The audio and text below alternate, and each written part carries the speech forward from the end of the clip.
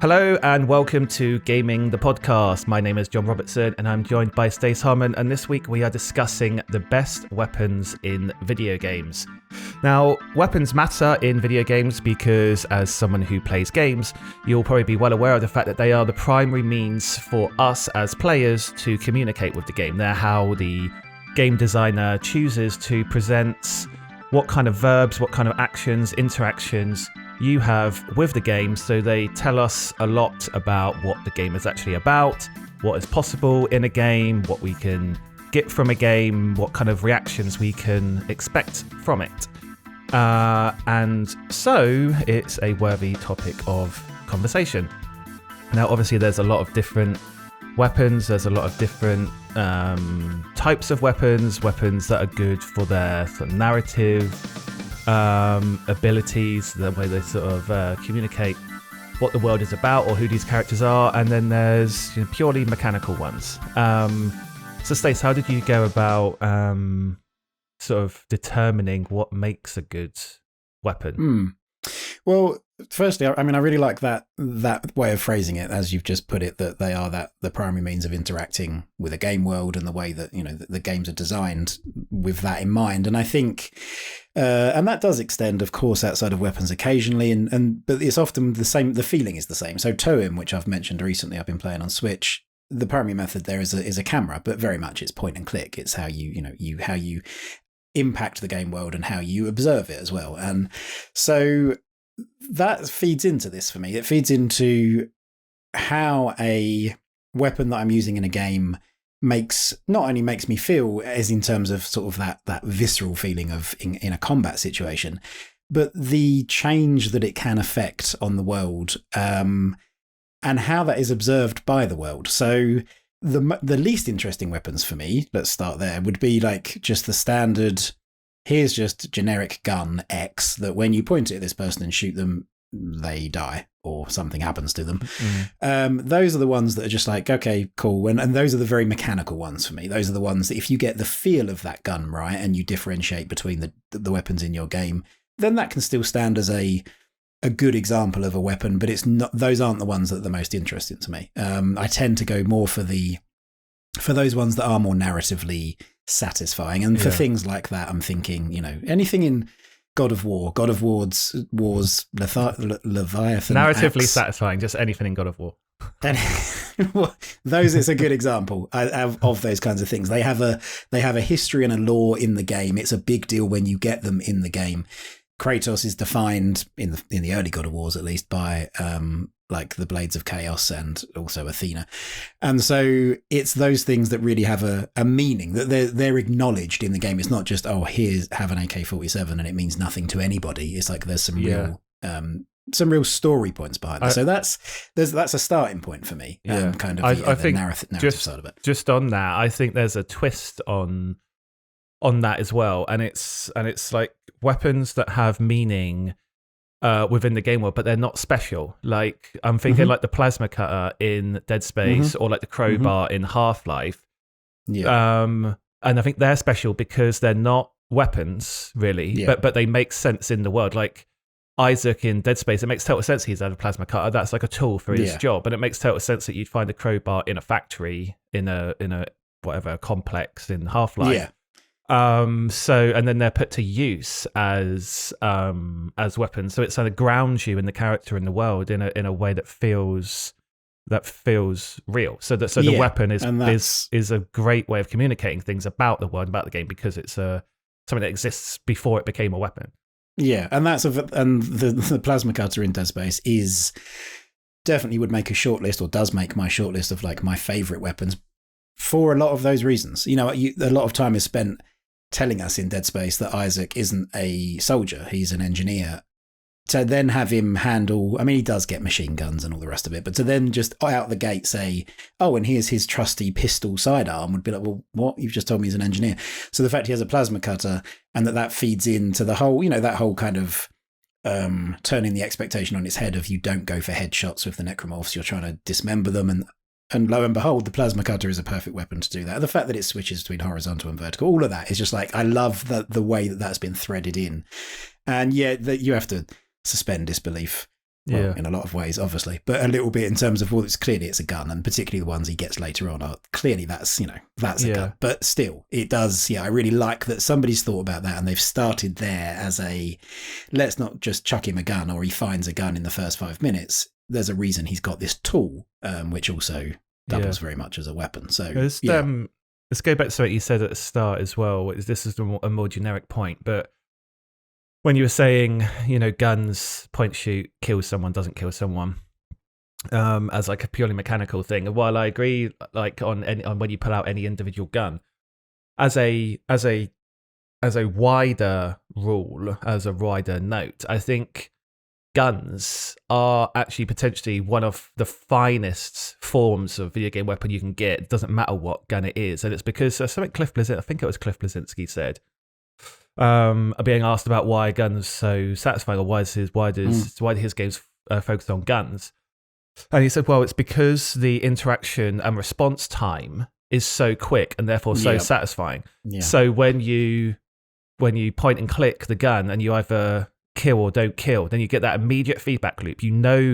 If you've done right or wrong, where you've gone wrong, how to improve, how to act differently next time for every shot that you take. If you're properly concentrating, then you're learning and reading and being given feedback all the time, and I've missed that shot, now I'm in danger, all of that stuff, and it's happening boom boom boom boom boom boom boom constantly. Yeah absolutely. And that's why I think it is, well, that is partly why so many games feature weapons and perhaps specifically guns. Because of that, it is a very satisfying and tight loop, and it is very. And if it's well designed and elegantly designed, then you do feel something when you're doing it. It's not just, you don't just get ranked. Oh, you hit the bullseye 10 points. You feel something for that interaction that you're having, that constant just back and forth with the environment and with the world. So, interestingly, though, and that's the fact that you mentioned guns, there being like one of the finest video game weapons. Some of my favourite weapons. So there's a couple of things. Some of my favourite weapons are like multi-weapons. So they would be things like even just the starting rifle in Killzone Shadowfall from several years ago. That is it can turn from a sniper rifle into a machine gun, a semi-automatic machine gun, I think, if I remember rightly. And that is a thing that you press a button and it transforms from one into the other. That as almost a romantic concept, I really like, because, and that comes from my childhood of watching a TV show called Ulysses 31, which is basically a sci-fi version of Odysseus's story, the Greek myth of him wandering and trying to find his way home. It's that set in space, basically. And Ulysses has this amazing weapon, which is just a pistol that also has what is effectively a lightsaber that comes out of the top of it. And I think since then I've been like, my imagination's been captured by this idea of something that is more than one thing. I also thought actually that gun had a shield on it, and then when I looked it up, his shield is a completely separate thing. But anyway, so I'm drawn to those guns or those weapons that are more than one thing. So, and that would also that would take in things like Mega Man's Mega Blaster, or the arm cannon in Metroid games, where it can be like multiple different types of things, and you just have one tool available to you. You're surely thinking of the gun blade from Final Fantasy VIII. That's a gun and a sword. Well, yeah, absolutely, and Bayonetta's heels, high heels, and it's a gun. But those are like the ones that capture my imagination. Stranger's crossbow in Stranger's Wrath that has multiple different types of ammo, that kind of thing. I'm always like, I like that idea. And conversely, I'm less keen on the idea of becoming like a one-man army and having 6 different guns. It's one of my least favourite bits of one of my favourite franchises, The Last of Us, where you end up with just, silly amount of guns, and that kind of takes me out of it a bit. It's like I'd rather one thing that does multiple things.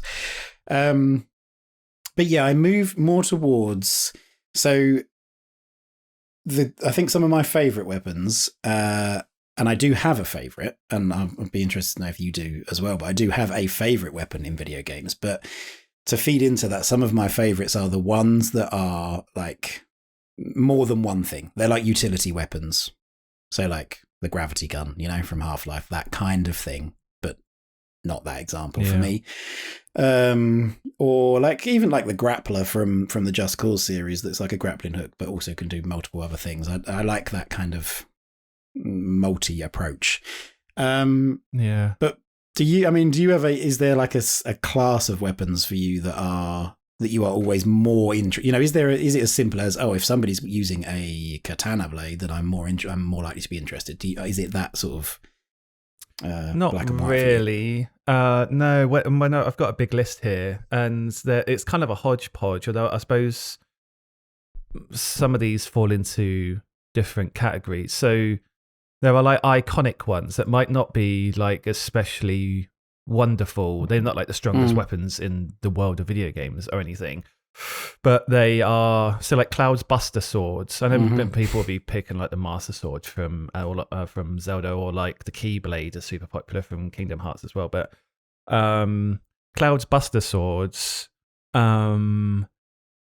is just ridiculously cool. Like, you know, you don't actually want to use it. Right? Yeah, they're iconic. Is that, for me, that's what that is. Like, they're iconic. Well, yeah, and like it's just amazing. It's just, well, I mean, the Buster Sword in the original Final Fantasy, so you don't want to use it for very long. You want to immediately replace it, really. It's this like your basic generic, like zero everything sword. But it just looks just ridiculous. Like, it's, you know, it's just like a giant slab of metal on a little blade on this little guy. It must weigh like more than him. Yeah. So there's like iconic looking ones like there, and I guess I put like Bayonet's hair in. I was thinking of other ones. The insults in Monkey Island. So like text as a weapon is quite an interesting one. I think that's one of the cleverer ones. And again, that really works to sell the game world. Like really works to sell what that game is all about. It's all about, well, it's literally all about. That's those sort of clever use of actual verbs and on the dialogue and the jokes and stuff in that game. So that makes perfect sense. So there's things like the Golden Gun in GoldenEye, which are like the Shrinker in Duke Nukem, which I probably wouldn't put as my favorite weapons, like the ones I respect the most or I'm most interested in, but they're definitely like super memorable, like super stuck out a lot. And there's like sillier ones, or like the Fireball from Street Fighter. But then I didn't know, like, do Mario's feet count as weapons? Because like that's surely one of the most devastating and consistent and like, you know, just all powerful weapons in all of video games. Yeah. Well, I think they do. It's not something that I would have considered really, but I think they do. I think absolutely. I think that's a great, and it does, a bit like the Monkey Island insults, it retains that same thing of that immediate feedback that, like, you know, you've hit or you haven't. And I think the insults in Monkey Island, I particularly like that example because you do, you know, you put something out there, you fire something off, and either it is defended, or it is, you know, there's even a riposte that comes back, or you've hit and you get to see that, you know, the people shuffle along the screen towards the right and you're going to defeat the pirates. Mario's is great because there's like a visceral feeling to that, because if you miss, this isn't just a gun that you're firing off. If you miss the jump, then you're immediately in more danger than you were than if you landed it. So that again goes back to that thing you were talking about with like adjusting your decision making and knowing in the moment, you know, what needs to happen next. And that's like, that can't help but engage you more, I would say, for me, than like shooting off a sniper rifle round and, you know, having to reload and all the rest of it. So yeah. I think the feet work definitely. And then there's some that like everyone would say, I guess, like the portal gun from Portal, gravity gun from Half-Life. I think the Lancer in Gears, all of the Gears, is brilliant because it's a very meaty, brilliantly feeling, like it just feels chunky to shoot. Everything in Gears feels chunky. Yeah, but then, like, you know, if someone's close to you, or if you run out of ammo or whatever, I was going to run up to them and just chainsaw their torso in half, and then just get covered all in blood. And it's you know, it's just absolutely great, like over the top, like almost like if someone from outside the world of video games just saw video games as these like just purely violent things, like what would you expect? Well, it's that, like that just like sort of plays into that and just like plays its plays that card that people sort of that Yeah. vision of video games have. It's just go, okay, fine, we'll embrace that and just here's With this. great relish. Yeah, absolutely. Like it wholeheartedly, enthusiastically embraces that role of being the poster child of why video games are bad. Yeah. But in an awesome way. But I don't know. I mean, I can say what I think my favorite one is, and I don't know if it even is a weapon, but the concept of summons from Final Fantasy, and not just Final Fantasy, there's other games that have summons, but and I mean that sort of summon. I don't mean like summoning skeletons in Diablo, although that is also how I play Diablo. Yeah. But summons in Final Fantasy, as I was thinking, like, what weapons give me the most satisfaction? What ones do I look forward to using or acquiring? And I don't think there are many things that could loosely be termed a weapon that I really have a really strong aspiration to see and find and get really excited when you find a new one, work out how to use it. You can only use them sparingly. Depending on which Final Fantasy game it is, there's different on how the limitations work are different between games on the summonings. And they just look spectacular. Like they are real events. Like, and that first time, like when you use it for the first time and you don't know what it looks like, and it's like, you know, you're proper like on edge, like trying to like seeing, anticipating what this thing is going to look like and what it's going to do for you. And you know, they're cleverly designed. Like it's not just like Ifrit and Shiva where it's like extreme forms of ice or fire attacks. You know, there can be ones that confuse and heal and protect you and whatever.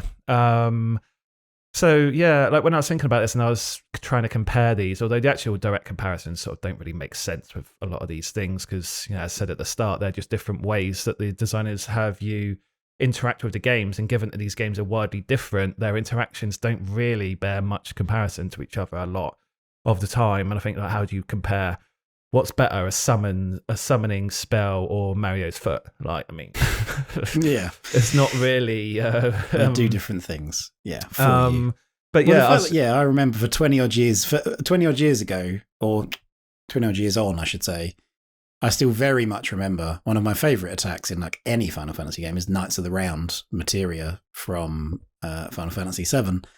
I think speaks to that, and because it is like it's this event, like you do this thing, and it's like, you know, not just because it takes 5 minutes to cast or to play out, but because it's like, wow, that's like something bigger than you in the game. Well, exactly. You're calling on lore there. Yeah, and like if you're against a big enemy, a big boss, and you know, they're getting the best of you, and it's like, and they think that they're all this and that, and then it's like, well, check this out. You wait. Like, and then it takes off 20% of their health, and you're like, oh, okay, well, check this one out as well. Come back to me in 10 minutes when it's recharged. And you do that 5 more times, and you've used all of your summons, and then they're finally dead. But yeah, I couldn't think of, like, if it's just classing best in quotes in terms of impact and memorability and excitement, then I think it's probably that. I don't think that they're the most mechanically interesting. They're not like the ones that are like cleverest or anything like that, but just as a spectacle, they're pretty difficult to beat, I'd say, for me. Yeah, and you know, going into any Final Fantasy game that there's going to be some variation of them there, and yeah, there is that. It serves as a nice drip feed throughout the game and the story to think that you're going to be getting different ones of those and wondering what, and even there is that delayed gratification thing of you pick it up in whatever form you might obtain it, and it's not like you can just then fire it. Like, it's not a gun where you can just, let's find out what this does. It's, you have to wait to be in a certain situation. You then have to wait a certain amount of time to be in that situation before you can find out what it does and what it looks like. So that's and they're cleverly designed as well, because the ones that you pick up at the start don't become redundant at the end. You use them all the way through the whole game, because they have their own little niches that they all sort of focus in on. It's not like you're replacing them as you go. You're just adding them to your current set of tools. So they stay relevant, which is nice, because I think one of the things with weapons in games is that, like, you tend to, with a lot of games, like, they just get better as you go. So you end up replacing your old ones with the new ones, with the new powerful ones. But You know, a lot of games will save their most powerful weapons until like the last level or the last act or whatever. But yeah, the summons don't do that. They're drip fed throughout, and all of them stay relevant as you go. Yeah. Well, yeah. So that probably taps into another thing actually that does feed into my own favorite type of weapon, and also then my actual favorite weapon, and that is that there is a sense of ownership, I suppose. Like you get this thing in some cases, like Aloy's bow, for example, in the Horizon games. You start with that, and you can get upgraded bows. You can, but the form of it doesn't really change. You know, Aloy has a bow that's like, you know, it's like Robin Hood or something. It's like that's the weapon that's associated with her, and that changes by ammo types and things like that. But it also changes through just you getting better with that weapon and you leveling up your own skills with that weapon and factoring that in rather than just have a new one and chuck the other one away. But Aloy's bow doesn't quite fit everything for me because it essentially is sort of it's the ammo that's the most interesting thing. And I think there are better alternatives in the Horizon world, the sort of the lore of Horizon that might make more sense for Aloy to use. But anyway, I do like, in identifying that, I do like more kind of analog weapons, I suppose. So games that aren't guns, that games that have that, you know, like a crossbow or a bow or a sword. Ivy's snake sword, for example, is like a real sort of favorite. Again, it's that kind of romantic idea of it. It's like, oh, it's cool. It does this thing, and it can turn into a whip and a blade, and you know, it's this like, it's the image of it. Potentially, Soul Calibur has a lot of good weapons. Yeah, it does. Yeah, and weapons even that the fit ones the character as well. Really exactly. Well. Yeah, I was gonna say even the ones that I'm not particularly fond on using, like the huge axe that various characters use throughout Rock. Yeah, in the way back when. Yeah, and it marries the character and the weapon together very well, which it can do when you have like these predefined characters rather than just going out into the world and picking up a bunch of stuff. So I do like kind of the analog weapons, and I wonder if that's part of the appeal in a wider context as well. Part of the appeal, I was thinking about Daryl from The Walking Dead, who exists in the TV shows, if nowhere else in the comics. But I think part of what has made him a fan favorite is that he uses a crossbow. And I think that's like, it fits his character, it fits his backstory, it fits the world in which they now live. And it has that kind of, I'm not sure what the word would be, but it has that kind of, that connection to it. You know, he has to create arrows for it or bolts for it, and then he will retrieve them if he can. And everything kind of ties together nicely rather than just, create a bunch of ammo and then fire it off with impunity and don't worry about where the next bit's coming from. I think it reflects, I think it's a way of making his character seem more dangerous because he's decided to have a weapon which is going to be difficult to make ammo for, and then he has to go and retrieve the ammo, like you said. So he has to put himself potentially in harm's way. So that reflects his character of being this more kind of like risk-takery, devil-may-care, my life isn't the be-all and end-all. It's not, you know, he's willing to sort of put himself in danger constantly to have this impractical weapon. but it's practical in the sense that it's silent. Silent, yeah. Is that, you know, and in a world where, you know, that's what's going to give you away more probably than anything else. And that's, again, feeds back into my enjoyment of those kinds of weapons in games, because as I think we've probably touched on before, that is how I play a lot of games. Given the choice, I play a lot of games stealth. And so I naturally lean towards weapons like, you know, a wrist crossbow in Dishonored or like a bow and arrow. Or a silenced pistol in something like, you know, far more recent like Deathloop. That's kind of how I play that and gain the most satisfaction. And so it's probably like unsurprising. Mini nukes in Fallout then? No, not so much, no.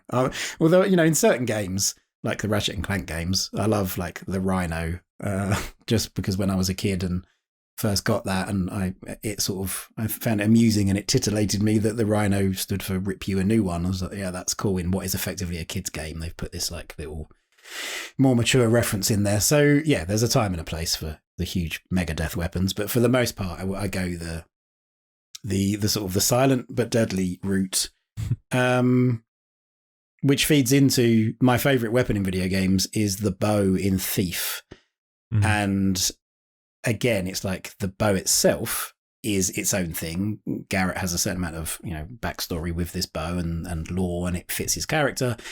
But it's very much what you can do with it and the ammo types that you get and the way that you use that thing throughout the entirety of your Thief career, effectively, and spanning multiple games. Well, it's the utility weapon as well. It's that thing of it does, it does multiple things rather than just shoot and kill. It does, puts out torches and makes surfaces climbable and with moss arrows and all of that sort of stuff. Yeah. Well, that's a weapon that, like, the intro to this episode about like developers choosing forms of interaction that detail and communicate to you what sort of game this is and what sort of world it is and what sort of character you're playing as. Having a bow in Thief, playing as the thief, makes total sense. Like, immediately that just like in The Walking Dead, like, you're supposed to be quiet, you're supposed to be a bit sneaky, like that's what a bow tends to communicate. Yeah, absolutely. And in Thief, of course, it does, and all the different types of arrows. And it's these things like, even just the water arrows have multiple uses within them. It's not just for putting out lights. You can also wash away bloodstains with it, which can then, make it less likely you're going to be detected. So all of that is like, here's a tool. How do you want to go about using it? There's like a Deus Ex element to it of like, you can kind of play your way. Again, arrows are probably going to be in short supply. So, or at least it's going to be rarer than you're just going to pick up a clip every couple of minutes. So yeah, it kind of just fits all the different aspects of weapons in video games, that narrative side of it, the mechanical side of it, how it feels to use, the way in which you interact with the world. That kind of, I didn't know that. I didn't know, like, had you asked me last week, what's your favorite weapon in video games? I wouldn't have known that answer. It was only through kind of exploring this topic and thinking about the things that I like about weapons and the things that are the most interesting to me about weapons that I arrived at the bow in Thief. So, arguably, I suppose you could say it's more about how you use it than the actual thing, but... Well, I was going to say, chicken and egg. I mean, I played Thief, but I've never completed any of them.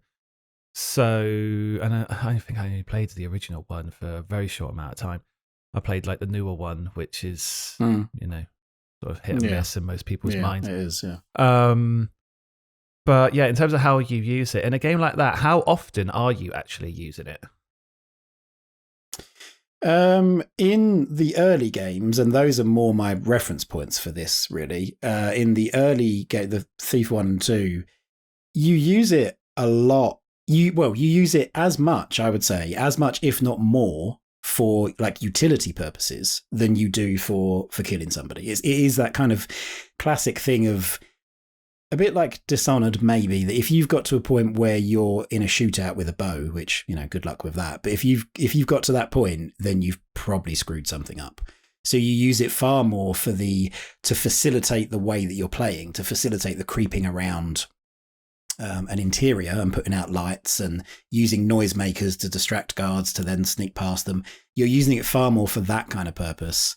And even when you are using it to fight, there's like the way that it can render certain situations in a different light. So, for example, there's these like mechanical, in the second Thief, there's these mechanical enemies, but they are powered by like a boiler that they have they've got these grates on the back of them that, although they look terrifying to begin with, and if you go up against like, toe to toe with them, then you're dead. You don't have any options, even with your bow. You have no options to take them down.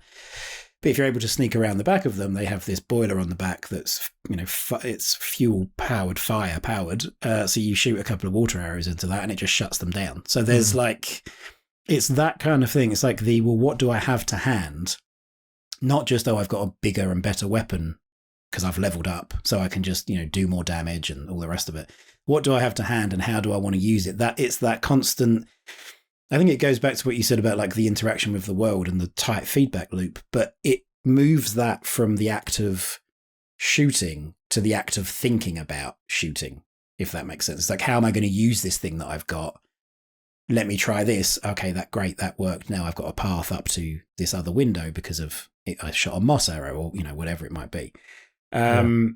So yeah, that's the bit that I find. And from a mechanical standpoint, I've always liked the fact with bows that you can draw them and then like let them go without firing. So you can kind of ready to fire, but then if something changes, you have the option of kind of, taking that back. You have like a halfway between not shooting and shooting. There is like a halfway there that often there isn't with, with a gun. It's you line your shot up and you take the shot and that's it.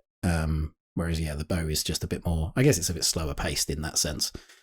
So, yeah. And the mechanical element of having to accommodate the arc of the arrow as well, which I think was taken out of the latest Thief game. And often, you don't often have that anymore, right? It's often more, it's like almost like a hit scan sort of weapon where you aim at something, you shoot and it hits it without any need to like take account of environmental factors like the distance, because you had to do that in the original Thief. You had to aim, higher than you wanted to hit because the arc of the weapon was going to bring it down.